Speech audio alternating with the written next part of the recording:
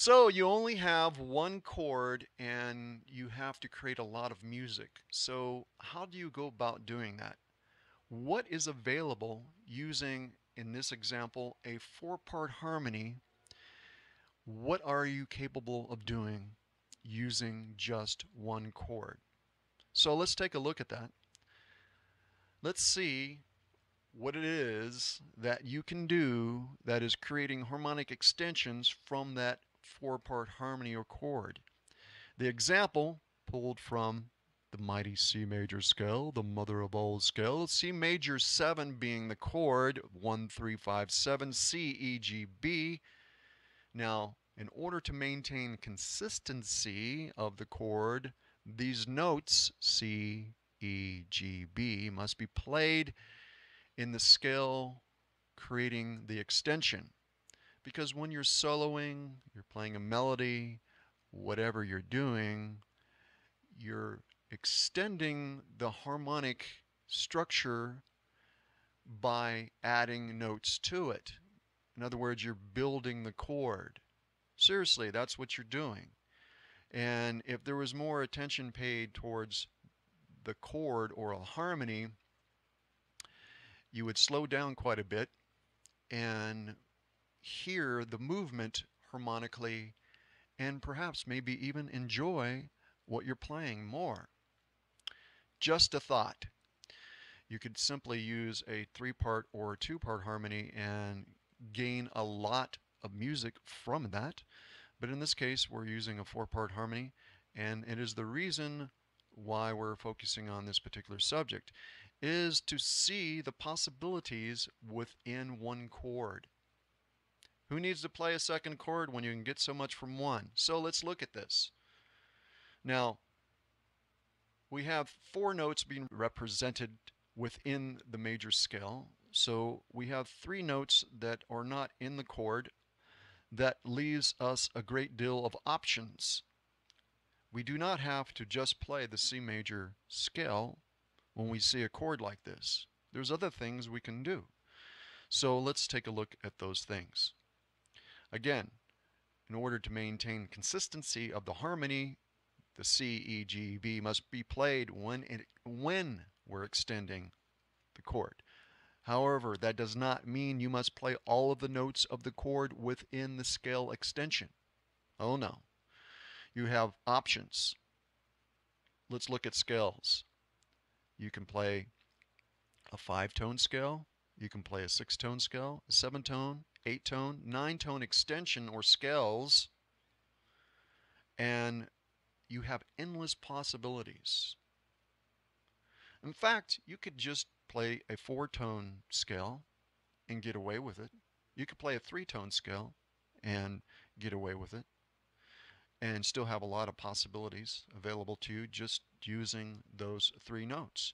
So speaking of those three notes, let's take a look at the scale and the possibilities here, or some of the possibilities. So we have C, D, E, F, G, A, B, and then C being its octave.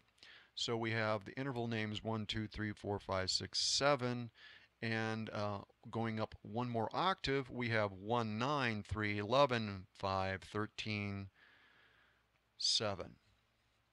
So D, known as the second or 9, and F, known as the fourth or 11, and A, known as the sixth or 13, depending on the octave. Not important at this stage. What is important is just these three notes. Let's focus. Now, the ninth and the 13th may be sharped or flatted. Now, the fourth can only be sharped. So we have a great deal of possibilities here with the sharpening and flatting of these intervals. Now, let's look at some of the scale possibilities. All right.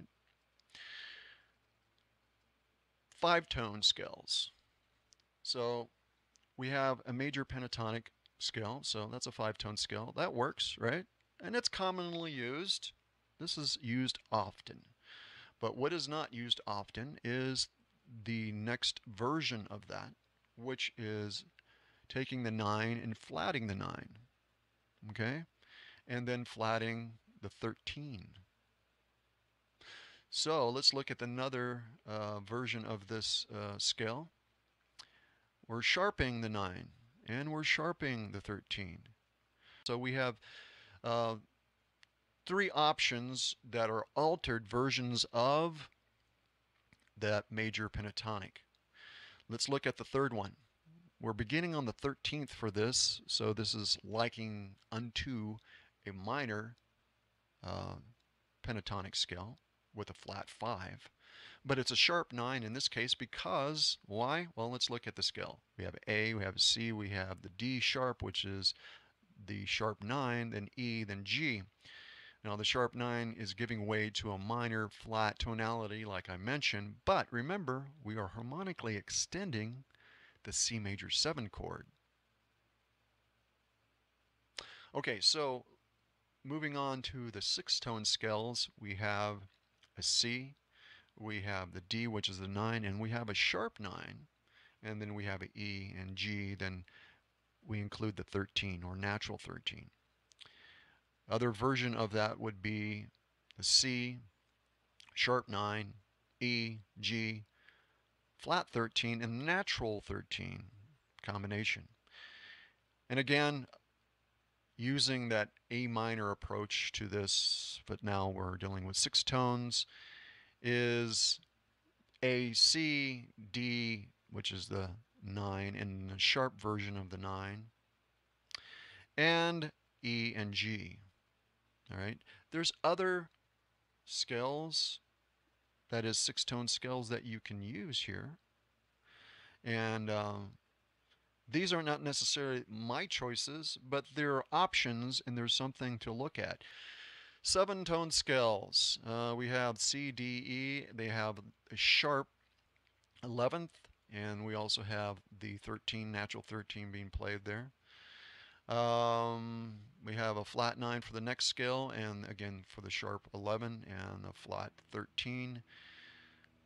As you can see, the list of the different versions of these scales, you know, check them out, see if it's something you would like, and pick and choose. 8-tone scale, only have one of those, so it's C, D flat, D sharp, which is a flat 9 and a sharp 9, E, F, G, and a sharp 13, along with the 7, of course. 9-tone scale, let's take a look at that. So again, we have the root, we have a sharp and flat 9, the third, natural 11, and a fifth, of course, and then a flat and sharp 13, along with the 7. Now, here's another consideration. Be it that we're in the key of C major, and considering you're going to change chords eventually, here's a possibility of what you can play that extends the harmonic range even more when making that chord change. In this case, we're going to play the 5-7 chord, in other words, a G7 chord. So you have the option of playing an A flat melodic minor over that G7, which keeps you in the key of C.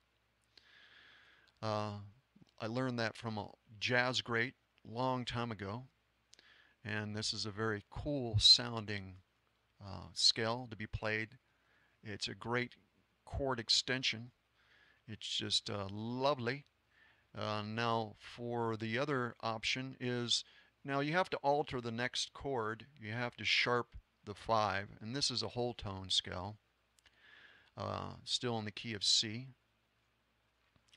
And the next would be a diminished, and so you're going to play, and so here's the notes for that, and check it out. Remember that the 5 always goes back to the 1. It strongly wants to go back to the 1. So that's why I included this. So when you do change chords, there you go. You have more to work with. And like I said, this is just a few examples really of what you possibly can use. So how much music can you pull from one chord? Oh man, It's pretty endless now, isn't it? You factor in the idea of rhythmic concepts and everything else into this equation, and it just, well, it's a gift that keeps on giving. You have to put in the work to figure it out, but it's well worth the effort, I believe, because you can hone in on specific tonalities that you like the most, and you can make them personally yours. So there you go. Hopefully this was helpful. Peace. Talk to you guys soon.